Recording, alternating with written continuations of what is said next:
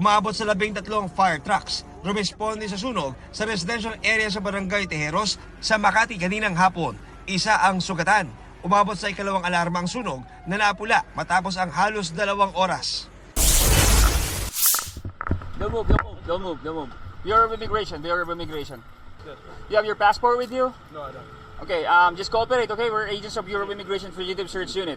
Arestado sa Pulangi, Albay ang Amerikanong wanted dahil sa pagpapasok ng droga sa Amerika kasabwat ang isang drug cartel.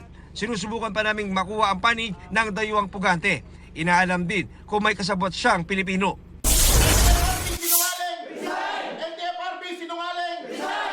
Nationwide transport strike iginasa ng Manibela simula Lunes, March 24 hanggang Miyerkules, March 26. Panawagan nila si Bakin ang mga opisyal ng LTFRB kabilang ang chairman na si Teofilo Guadis dahil sa pagsisinungaling umano sa bilang ng Consolidated Jeepney Operators at Drivers. Sinusubukan pa namin makuha ang panig ni Guadis. Ang DOTR hinimok ang grupo na makipagdialogo kaysa tigil pasada. John Consulta, nagbabalita para sa GMA Integrated News. Huwag magpahuli sa mga balitang dapat niyong malaman. Mag-subscribe na sa GMA Integrated News sa YouTube.